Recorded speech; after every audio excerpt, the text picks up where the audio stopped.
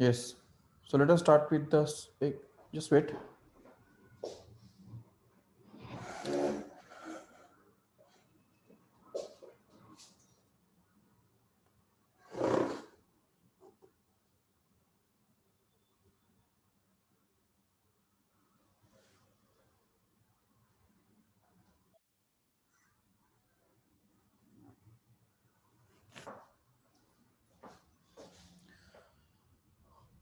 Okay. तो अभी ये देखो, ये चैप्टर के अंदर हमको लाइट के बारे में पूरा स्टडी करना है। This chapter is all about light.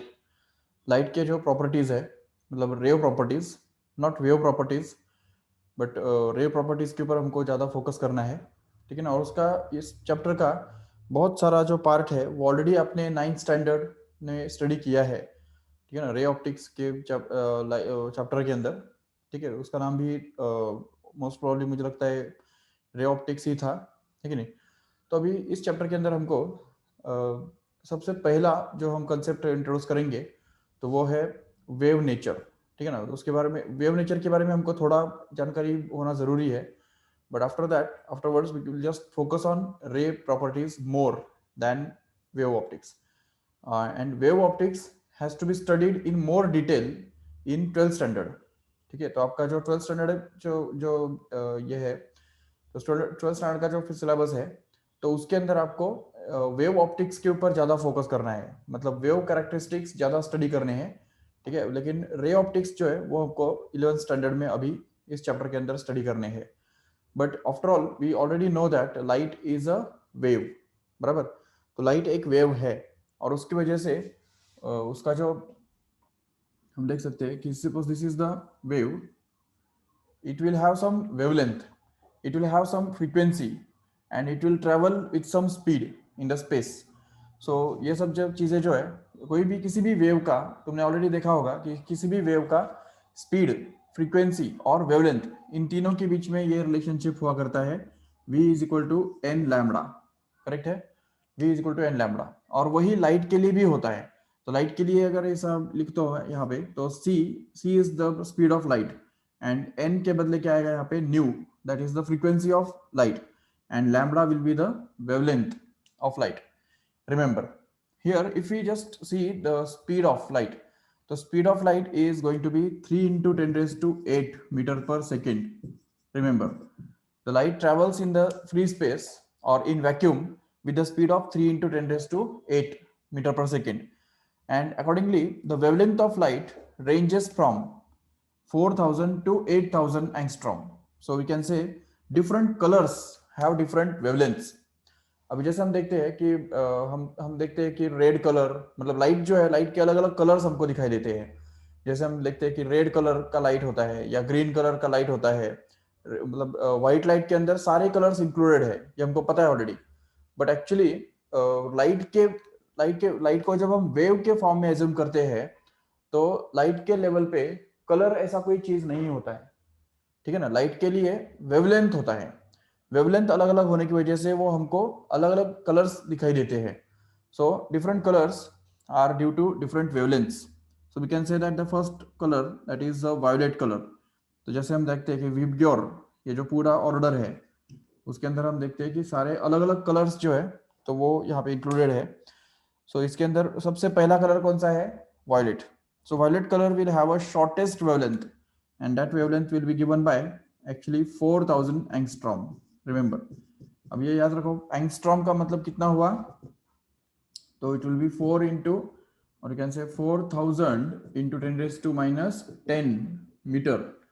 This is the wavelength of violet light.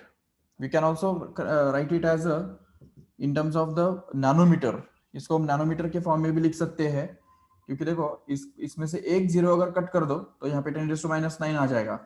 So we can just write it as 400 nanometer. Remember, and also we can write it as 4 into 10 raised to minus 7 meter. Okay. तो क्योंकि ये तीन zeros और इसमें से तीन digits जो है वो अगर हटा दो, तो ये 4 बचेगा इधर, और यहाँ पे 10 जो है वो 3 से कम हो जाएगा और 7 बचेगा। ठीक है। So this is the wavelength of violet colour, we can say. On the other hand, the red colour has a wavelength which is given by 8000 angstrom. Remember 8000 angstrom, जो कि हम ऐसा लिख सकते हैं 8000 into 10⁻⁻10. Okay, and this can also be expressed in terms of nanometer as 800 nanometer, and this can also be expressed in terms of 8 into 10⁻⁷ meter. Okay, that means the wavelength of all the rays, all colors, ranges from 4000 angstrom to 8000 angstrom. Okay, or we can say 400 nanometer to 800 nanometer, or simply 4 into 10⁻⁷ meter to 8 into 10⁻⁷ meter. Remember.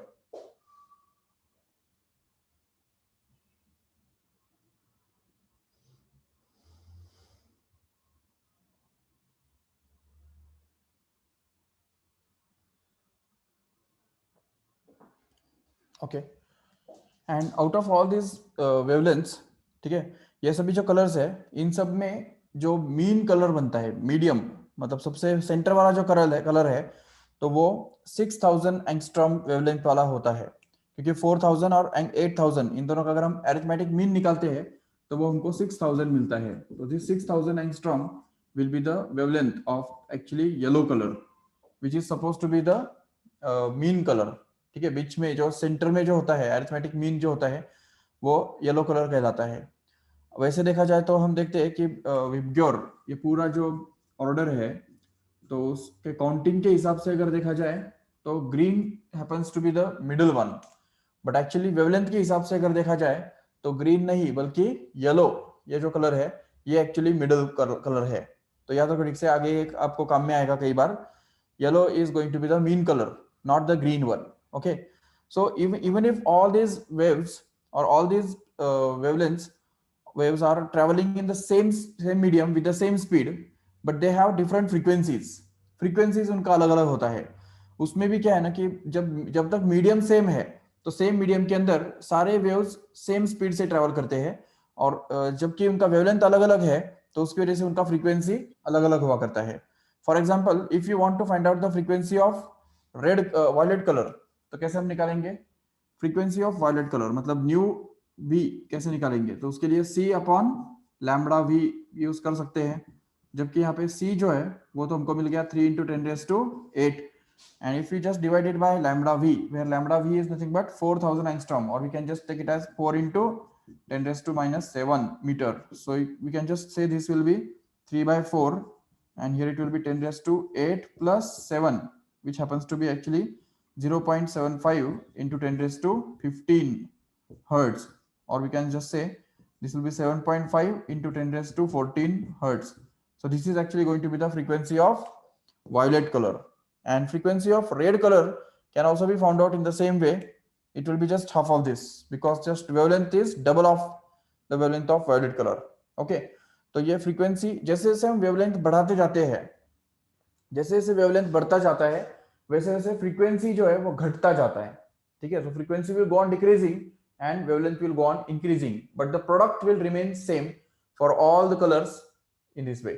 And also we can see whenever the ray of light enters from one medium to another medium, जब एक ray of light एक medium से दूसरे medium के अंदर enter करता है तो क्या होता है, उसका फ्रीक्वेंसी कांस्टेंट रहता है. याद रखो ठीक से, frequency of the wave remains constant, only the wavelength changes and velocity also changes, and that is also in proportion. So whenever suppose this is the ray of light and this is the medium, and suppose ray of light just enters from one medium to another medium like this, then we can see the speed of light in this first medium can be considered as v1, the speed of light in the second medium can be considered as v2, and the wavelength of light in the first medium can be considered as lambda 1, and at the same time the wavelength of the light in the second medium can be considered as lambda 2, but the frequency is going to be same in both of these media. So in this first medium we can write that v1 is equal to nu into lambda 1, and in the second medium we can just say this v2 will be actually equal to nu into lambda 2, so that if we just take the ratio of these two, then we can just get this v1 upon v2 is going to be equal to nu lambda 1 upon nu lambda 2. and hence we can just get this new cancelled, and we can be left with v1 upon v2 is equal to lambda 1 upon lambda 2, which is a very important equation for the wave when it passes from one medium to another medium. But here you have to understand here that the passing of the ray of light from one medium to another medium is actually called as refraction. Okay, refraction. And this refraction, whenever this refraction takes place, there are the three laws which are followed, which can be right here in this way. तो तीन laws कौन से यहाँ पे follow होते हैं, देखो ठीक से. First law tells us simply that the sign of angle of incidence and sign of angle of refraction have a fixed ratio, and that is called as the refractive index. तो जब भी एक ray of light एक medium से दूसरे medium के अंदर inter करता है, तो उस केस में उसके इंसिडेंट रे के द्वारा जो नॉर्मल के साथ एंगल बनता है उसको हम बोलते हैं angle of incidence. And angle made by this refracted ray with the normal will actually be called as the angle of refraction, and that is denoted by r. And the ratio of sine of angle of incidence to the sine of angle of refraction always remains constant, and this constant is actually called as refractive index. We can denote it by mu, or we can also denote it by n as per our choice. No doubt तुम्हारे text book के अंदर शायद उसको n से denote किया हुआ है. So let us denote it by n only. So n is going to be equal to sin I upon sin r. That is the Snell's law, we can say. This is the first law of refraction, we can see. And what is the second law of refraction?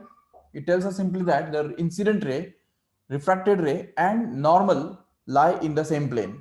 ये तीनों हम देख रहे हैं यहाँ पे already एक plane में ही है. और third law which tells us simply that incident ray and the refracted ray lie on the opposite sides of the normal.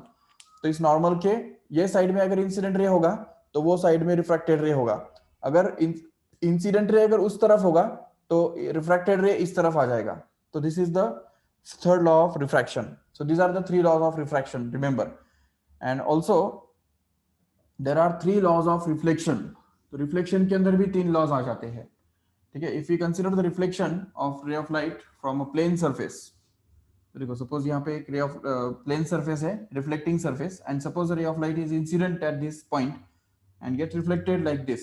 Then we can see the three laws of reflection.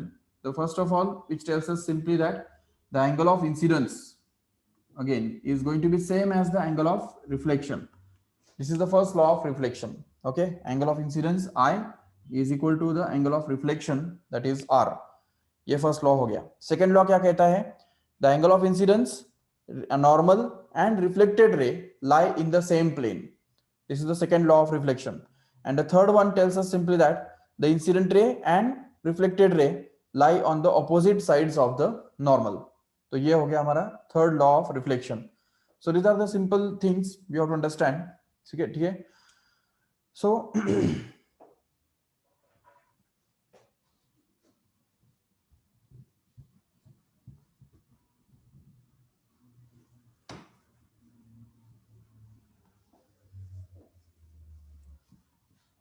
देखो यहाँ पे refractive index is the ratio of sine i to sine r. No doubt suppose ये refracting surface है और समझो ये normal draw किया हुआ है, और सपोज एक रे ऑफ लाइट यहाँ पे इंसिडेंट होता है ऐसे डायरेक्शन में इस पॉइंट पी पे. तो इस नॉर्मल के द्वारा जो एंगल बनता है, इस इंसिडेंट रे के द्वारा नॉर्मल के साथ जो एंगल बनता है उसको हम बोलते हैं angle of incidence. It is denoted by I. And whenever it gets refracted, the angle made by this refracted ray with the normal will be called as this angle of refraction, and that is going to be r. And Snell's law simply tells us this mu, or we can say the n, is actually going to be sin I upon sin r. And this ratio n can actually be written as the refractive index of the second medium with respect to first medium. अब देखो होता क्या है ना कि अगर suppose ये refractive index भी दो टाइप का होता है, ठीक है ना. There are two types of refractive indexes. One is the absolute refractive index and the second is relative refractive index. when we say the ray of light is traveling from air or vacuum to any medium, suppose, तो उस case में क्या होता है कि ये जो refractive index हमको मिलता है तो वो यहाँ पे पहले एयर में होगा ये रे ऑफ लाइट, और फिर उसके बाद मीडियम के अंदर इंटर करेगा। तो इसलिए इस रिफ्रैक्टिव इंडेक्स को हम इस तरह से डिनोट करेंगे ANM। A stands for air, M means any other medium. So we can just say that this ANM will be the absolute refractive index because initially the ray was already traveling in the air. But sometimes it happens that समझो कि ये surface है, surface separating two media, and suppose that there is another medium above this ray and there is another medium below this surface. तो अगर मान लो कि ये ऊपर में यहाँ पे ग्लास है या चलो वाटर है, सपोज यहाँ पे वाटर है ऊपर और यहाँ पे नीचे जो है वो ग्लास है, ठीक है। और अगर एक रे ऑफ लाइट जो है वो अगर ग्लास से सॉरी वाटर से अगर ग्लास के अंदर अगर इंटर करता है इस तरह से,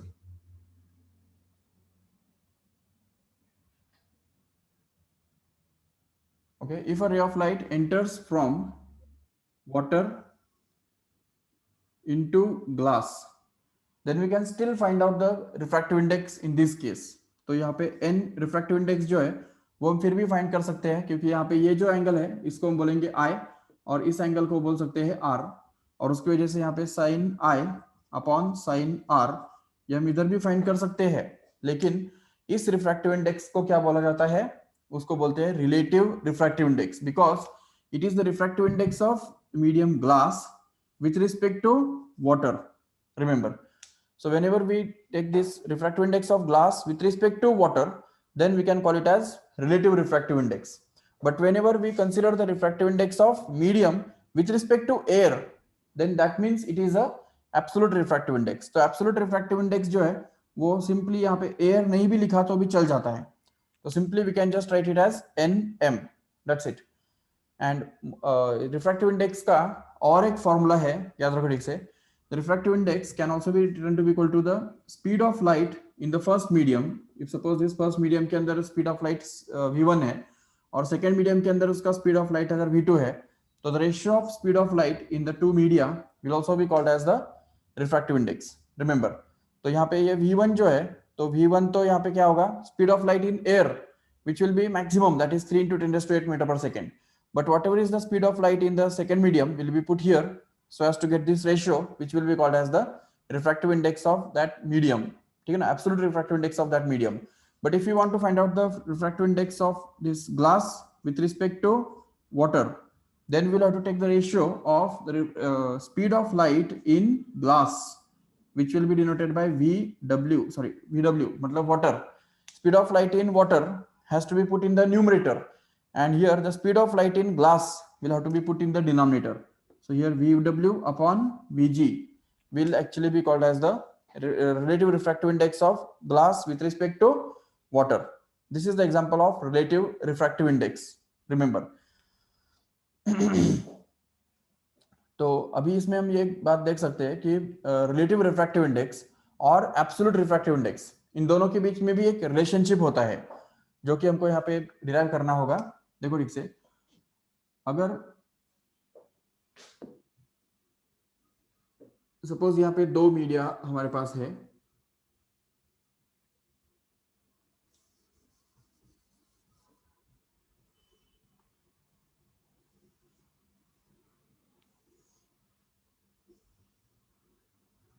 okay, there are two media like this.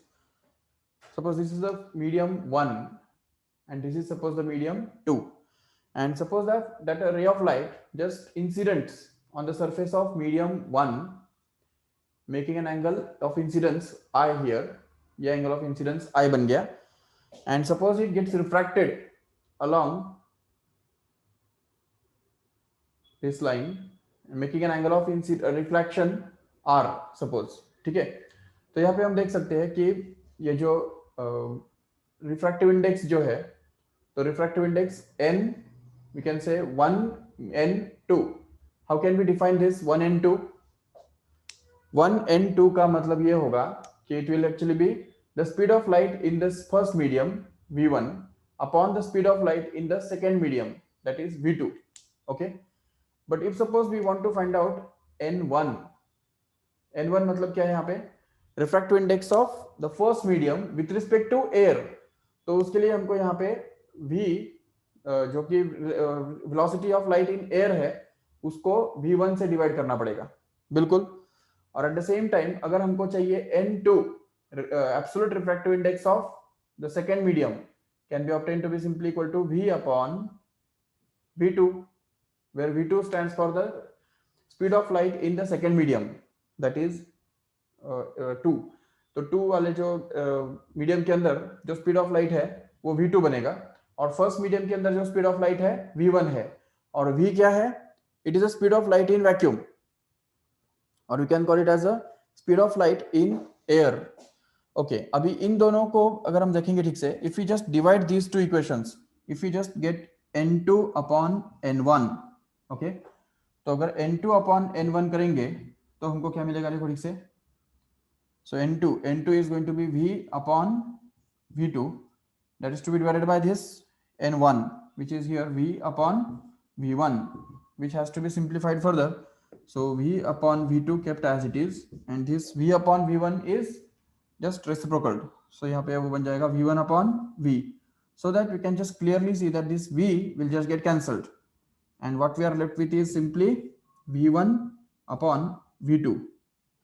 अभी देखो यहाँ पे n2 upon n1 happens to be v1 upon v2, and hence this v1 upon v2 मतलब क्या है, लेकिन ये देखो यहाँ पे अगर देखो ठीक से, तो this v1 upon v2 is actually going to be 1n2, so we can just write it as this is going to be 1n2, and hence we can say that 1n2 is actually going to be n2 upon n1।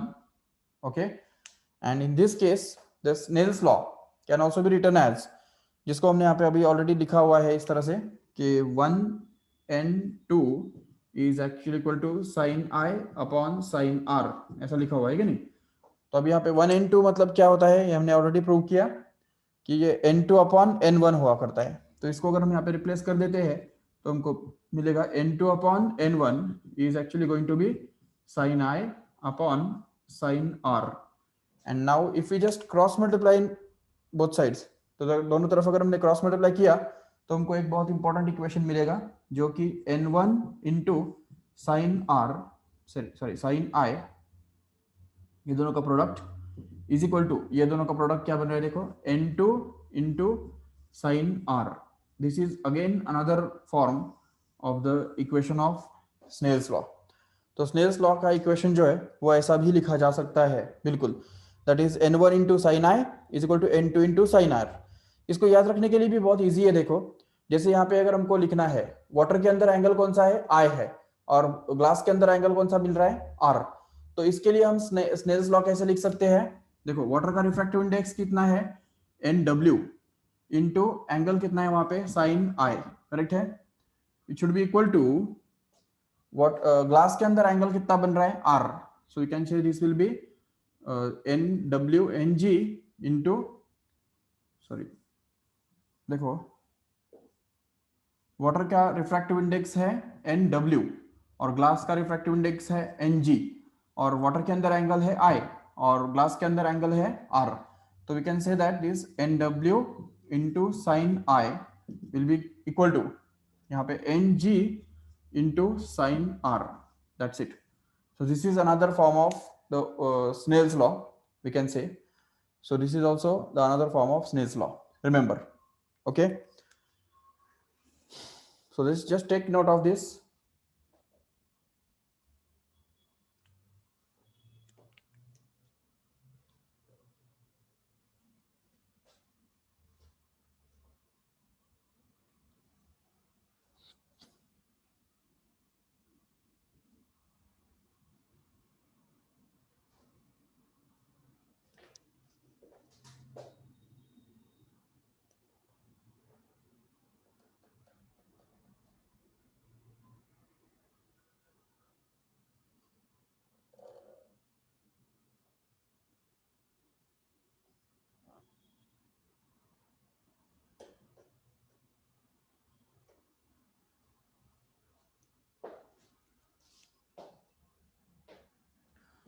Okay, so let us see the next topic in this chapter.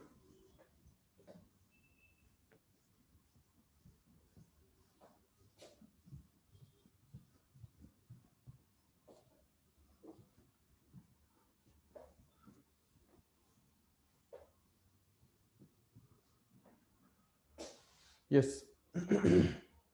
The refractive index actually signifies two things. दो चीजों के बारे में वो हमको idea बताता है, ठीक है ना. सबसे पहले refractive index gives us an idea about how the medium is able to bend the ray of light. The ability of the medium to bend the light is actually called as refraction. And actually refraction का जो definition है वो यही है कि basically the bending of light whenever it passes from one medium to another medium, that is called as the refraction.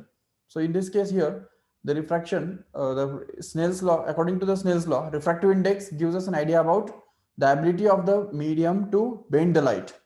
And at the same time, देखो, क्योंकि हम देख सकते हैं, एक एग्जांपल दे सकते हैं आपको. एक समझो, मान लो एक सरफेस है,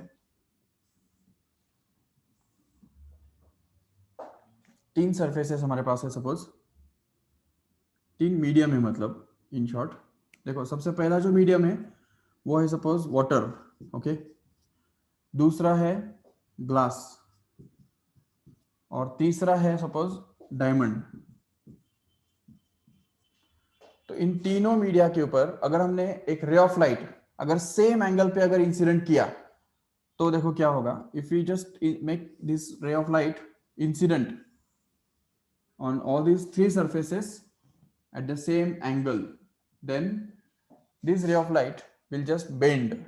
okay, अभी इस नॉर्मल के साथ ये जो एंगल बनाएगा तो उसको हम बोलेंगे आई. बट अभी वाटर जो है, वाटर लिक्विड है, और उसकी वजह से उसका जो बेंड करने का जो एबिलिटी है वो उतना ज्यादा नहीं है. और उसकी वजह से क्या होगा कि the ray of light will just bend but not much, it will just travel like this. तो इस तरह से वो ट्रेवल करेगा, जहां पे हम देख सकते हैं कि आर का जो वैल्यू है वो काफी कंपेरेबल है आई के साथ, no doubt. But if you just make this ray of light incident on the surface of glass on the other hand, which is a denser medium, which is a solid, right. Water तो चलो फिर भी liquid है, but glass जो है वो solid है. तो वो सॉलिड होने की वजह से क्या होता है कि उसके ऊपर जब रे ऑफ लाइट इंसिडेंट होगा तो एंगल ऑफ इंसिडेंस तो फिर भी आई है, नो डाउट. लेकिन angle of refraction if we see it will just be less than in this case here. तो यहाँ पे जो एंगल ऑफ इंसिडेंस रिफ्रैक्शन था उससे कम एंगल ऑफ रिफ्रैक्शन यहाँ पे दिख रहा है. तो ये क्यों हो गया? क्योंकि ये ग्लास है, ग्लास का एबिलिटी बेंड करने का ही ज्यादा है, इसलिए वहां पे जाके लाइट जो है वो ज्यादा बेंड होगा, नो डाउट. और उससे भी आगे जाके अगर डायमंड का देखते हो तो डायमंड के ऊपर भी लाइट जो है वो सेम एंगल पे इंसिडेंट हो रहा है, तो angle of incidence is going to be the same again. But the bending of light will be very, very sharp, and the ray of light will just travel along this path, making a very, very small angle with this normal. Which means that, see, if we compare all these three media, तो देख सकते हो कि water का जो refractive index है तो वो कितना होता है, वो होता है 1.33. याद रखो ठीक से. This is the refractive index of water. We can call it as NW. Okay. And glass का जो रिफ्रैक्टिव इंडेक्स है तो वो होता है 1.5 ऑलमोस्ट, ठीक है. ग्लास Ng उसको हम डिनोट कर सकते हैं, नो डाउट. और eight the same time diamond जो है तो उसका डायमंड का जो रिफ्रैक्टिव इंडेक्स है उसको हम Nd बोल सकते हैं. It happens to be 2.4, which is highest of all. So that's why the ray of light bends more in diamond, whereas it bends very less in case of water and bends moderately in case of glass. So ये सब refractive index के अलग अलग होने की वजह से होता है. And actually refractive index is something which we cannot control or we cannot decide. कौन से मटेरियल का refractive index कितना होना चाहिए ये हम तय नहीं कर सकते हैं.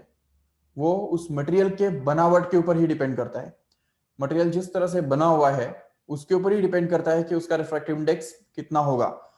ऑब्वियसली ट्रांसपेरेंट मटेरियल के बारे में ही हम रिफ्रैक्टिव इंडेक्स के बारे में बात कर सकते हैं. If the material is not transparent at all then we can not talk about the refractive index, okay, no doubt. But transparent material में भी कोई लिक्विड्स होते हैं, कोई ग्लास होता है, कोई सॉलिड्स होते हैं, सॉलिड्स में भी कोई सॉलिड्स ज्यादा डेंस होते हैं, ज्यादा कम डेंस होते हैं। अभी इसमें एक और बात हमको समझनी है कि ये जो डेंसिटी की बात हम बात करते हैं, ये रिफ्रैक्टिव इंडेक्स जो है उसको हम एक तरह से ऑप्टिकल डेंसिटी भी बोलते हैं, ऑप्टिकल डेंसिटी। लेकिन optical density has not to be confused with the normal density, क्योंकि नॉर्मल डेंसिटी जो है वो मास अपॉन वॉल्यूम से डिफाइन किया जाता है, बट ऑप्टिकल डेंसिटी उससे पता चलता है कि जिसका रिफ्रैक्टिव इंडेक्स ज्यादा होगा उसको हम बोलेंगे उसका ऑप्टिकल डेंसिटी ज्यादा है। So here in this case diamond is supposed to be more optical denser, more optical dense than the glass. Glass can be supposed to be optically denser than water and so on like that. इसमें एक बात याद रखो कि there are substances, some substances whose optical density is different, means अगर suppose optical density अगर ज्यादा है तो मतलब normal density भी ज्यादा ही होना चाहिए, जरूरी नहीं है, ठीक है। या normal density अगर कम है तो optical density भी कम होना चाहिए। It happens generally but not always, ठीक है ना। There are some counter examples also, ऐसे भी कुछ एग्जांपल्स है। जैसे देखो टर्पेंटाइन जो है, टर्पेंटाइन का ऑप्टिकल मतलब नॉर्मल डेंसिटी वाटर से कम है, लेकिन ऑप्टिकल डेंसिटी अगर देखते हो तो वाटर से भी वो ज्यादा है। तो ये अलग एग्जांपल से हमको पता चलता है कि optical density and normal density are just going to be different, okay, they are not going to be the same and there is no connection between them. ऐसा कोई रिलेशन भी नहीं है।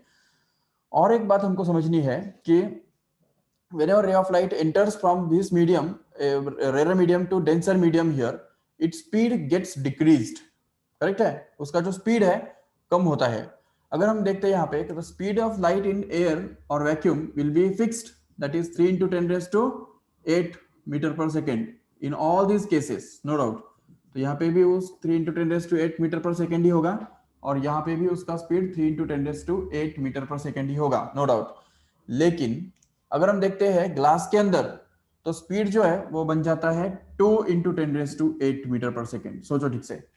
So here we can just say the ratio of speed of light in glass air to the speed of light in water glass will be actually called as the refractive index. तो ये जो Ng है, मतलब refractive index जो है glass का, वो हम इन दोनों का रेशियो लेके भी डिराइव कर सकते हैं। देखो ये ऊपर में अगर हम डाल देंगे इसको 3 into 10 raised to 8 and if we just put in the denominator 2 into 10 raised to 8 meter per second, then just this 10 raised to 8 gets cancelled and we'll be left with Ng, which happens to be 3 by 2, where 3 by 2 happens to be 1.5, which is already here, correct है। तो ये बात याद रखो ठीक से। Refractive index का दूसरा फॉर्मूला कौन सा बताया मैंने, कि refractive index is equal to the speed of light in vacuum upon speed of light in a medium, तो V upon Vg, this is also the refractive index. Even in this case also we can just define the refractive index of water to be simply V upon Vw, where we know that if V of speed of light in air or vacuum is going to be constant, that is 3 into 10 raised to 8 meter per second. But if we see carefully, then the speed of light in water comes out to be 2.25 into 10 raised to 8 meter per second. Remember this, 2.25 into 10 raised to 8. So if we just check this here, then we can get this at 10 raised to 8, 10 raised to 8 gets cancelled, no doubt. But if we just have this ratio here, तो 3 divided by 2.25 कितना बनता है, देखो 3 को point shift करके, 2 digit point shift करके हम 300 लिख सकते हैं, और 2.25 को 2 डिजिट पॉइंट शिफ्ट करके 225 लिख सकते हैं जरूर। अभी इसको अगर डिवाइड करते हैं 25 से, तो 25 9 जा and here it will be 25 12 जा, चेक करो। और यहाँ पे फिर से डिवाइड कर सकते हैं 3 से, तो 3 3 जा एंड हियर बिकम्स 3 4 जा, and hence we can just get it as 4 by 3, which comes out to be in decimals, if we just work it out, 1.3333 recurring, which can be approximated to 1.33 in this way, which is already we have stated here, okay। तो ये इस तरह से हम refractive index निकाल सकते हैं, and in the same way we can just calculate it for that diamond also. तो डायमंड का भी रिफ्रैक्टिव इंडेक्स हम इस तरह से निकाल सकते हैं। सो तो दूसरी बात जो बताने की जैसी है वो ये है कि refractive index gives us an idea about the ability of the medium to slow down the speed of light, okay. Light का स्पीड कम करने का जो एबिलिटी होता है मीडियम के अंदर, उसको भी रिफ्रैक्टिव इंडेक्स बोलते हैं। क्योंकि देखो वाटर कितना स्लो डाउन करता है, स्पीड लाइट का स्पीड को 2.25 into 10⁸ मीटर पर सेकेंड तक स्लो डाउन करता है, but glass slows down to more extent, वो 3 का 2 बना देता है। ये तो फिर भी 3 का सिर्फ 2.25 तक बनाता है, लेकिन ये और डिक्रीज करता है।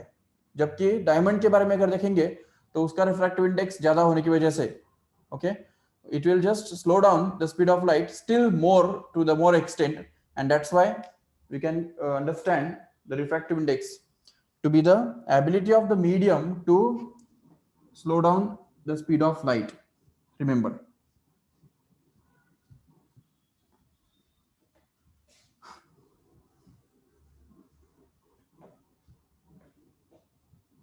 okay, now we'll see the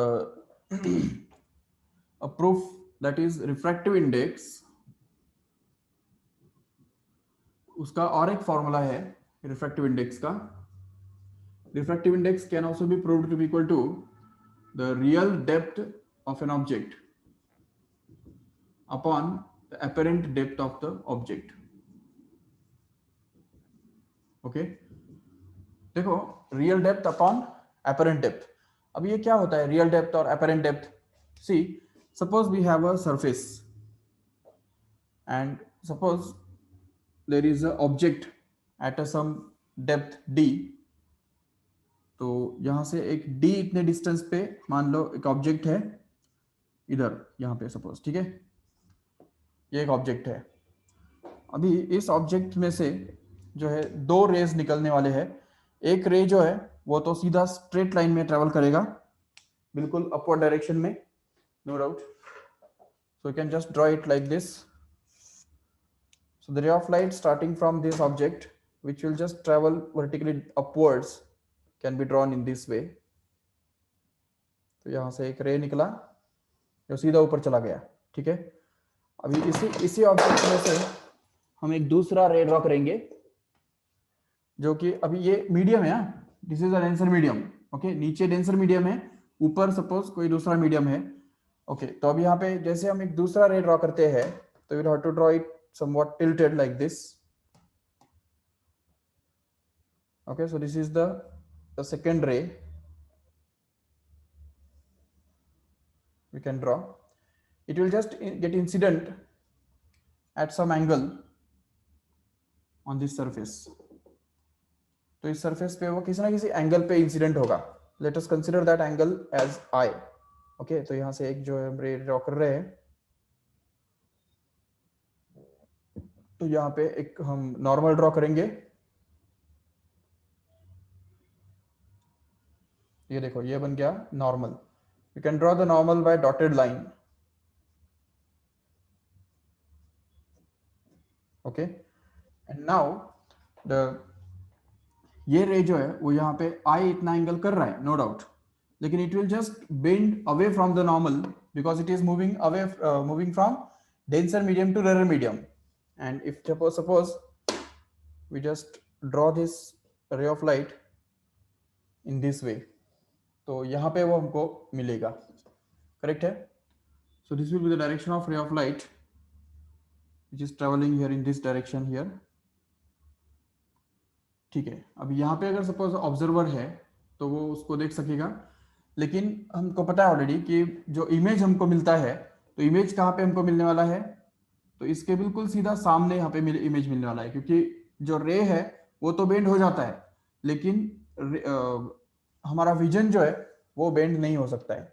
तो इसकी वजह से यहाँ पे इस रे को अगर हम थोड़ा इंटरपोल करते हैं, इस तरफ एक्सटेंड करते हैं, तो जहां पे भी वो इसको जाके मिलेगा वो पॉइंट एक्चुअली ऑब्जेक्ट, एक्चुअली उसका इसका इमेज बनेगा। यहाँ पे इसको हम बोल सकते हैं ओ डैश, ओके।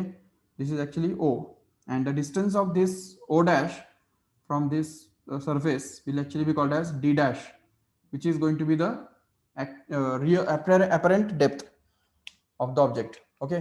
ये हमारा apparent depth है और ये हमारा रियल डेप्थ है। अभी हमको ये प्रूव करने के लिए कि real depth is equal upon apparent depth is equal to refractive index, ये प्रूव करने के लिए देखो इस रीजन में हमको स्नेल्स लॉ यूज करना पड़ेगा, ठीक है। तो अगर हम स्नेल्स लॉ यूज करेंगे यहाँ पे तो हम देख सकते हैं कि ये जो एंगल ऑफ इंसिडेंस है वो तो आई है, बट ये जो एंगल ऑफ रिफ्रैक्शन है तो वो यहाँ पे क्या बन रहा है, आर बन रहा है, करेक्ट है। And now if you just see this R and this I, उसकी वजह से ये जो दो पैरेलल लाइंस है इनका ये ट्रांसवर्सल अगर कंसिडर कर दो तो ये एंगल जो है वो भी आई बन सकता है, नो डाउट। और अगर ये दोनों लाइंस को पैरेलल लाइंस कंसिडर कर लो तो, और ये ट्रांसवर्सल कंसिडर कर लो तो ये आर होने से ये एंगल भी हमारा आर बन जाएगा, करेक्ट है। And now if you just find out, अभी ये जो डिस्टेंस है इसको अगर हम सपोज एक्स बोल देते हैं, एक्स ये डिस्टेंस, ठीक है। So we can just say that we can find out sin I and sin R, okay, sin I, क्योंकि ये तुमको पता है, देखो sin I is approximately equal to, ये एक बात याद रखो ठीक से, एक बहुत इंपॉर्टेंट बात है कि अगर सपोज कोई एंगल अगर छोटा है, ठीक है, whenever the angle is very small, it is less than 10 degree, then in that case the sin of that angle is approximately equal to that angle itself. तो साइन और एंगल उन दोनों के बीच में कोई डिफरेंस नहीं रहता है, तो उसकी वजह से sine theta is approximately equal to going to be equal to theta when theta is very small, ठीक है। जब थीटा छोटा होता है तब साइन थीटा और थीटा में कोई फर्क नहीं रहता है, ठीक है। तो अगर हम यहाँ पे स्नेल्स लॉ अप्लाई करेंगे तो हमको क्या मिलेगा बताओ, refractive index of medium, this is the denser medium, correct है, ये डेंसर मीडियम है, और इसलिए इस डेंसर मीडियम का जो रिफ्रैक्टिव इंडेक्स है तो वो हम n बोल सकते हैं। So here this n, that is refractive index of the denser medium, will actually be equal to sine of, क्योंकि ये इस रिफ्रैक्टिव इंडेक्स यहाँ पे इसका रिफ्रैक्टिव इंडेक्स निकालने के लिए हमको sine r upon sine i करना पड़ेगा, ये समझ सकते हो ठीक से, क्योंकि ये एंगल जो है वो रेयर मीडियम के अंदर का एंगल है और ये डेंसर मीडियम के अंदर का एंगल है, करके हमको यहाँ पे n is equal to sine r upon sine i ये यूज करना पड़ेगा, ठीक है। और उस केस में अब यहाँ पे ये since this sine, since i and r are very small, ये दोनों एंगल्स छोटे हैं, तो उसकी वजह से हम क्या बोल सकते हैं, sine of i is approximately equal to I and sin of R will be approximately equal to R, and hence we can just say this refractive index n will actually be equal to R divided by I, okay, ये हम समझ सकते हैं। But actually ये जो हम जानते हैं कि एंगल का फॉर्मूला क्या है, angle is always equal to the arc upon radius, correct है, arc upon radius. So according to this formula if you just consider this r, तो r के लिए क्या हम यूज कर सकते हैं, उसके सामने वाला आर्क कौन सा है, x है, और रेडियस क्या है उसका d डैश है, so we can just get that r is equal to x upon d dash. And at the same time if you consider this triangle here जिसका i ये एंगल है, तो ये एंगल i कितना बनेगा, according to this formula arc which is in front of this, that is x upon its radius, that is d here, so that's why it will be x upon d, and if we just put these values here then the refractive index n happens to be simply equal to r, that is x upon d dash divided by I, which is x upon d. So if we just simplify this further, then x upon d dash is kept as it is, and this should be multiplied with the reciprocal of this x upon d, which has to be d upon x, so that x gets cancelled and we are left with the refractive index n, which is going to be equal to d upon d dash, where d has to be the real depth and d dash is going to be the apparent depth. So we have proved that this refractive index is actually going to be real depth upon apparent depth, okay. So just take the screenshot of this if you want. This is the derivation of the refractive index is equal to real depth upon apparent depth.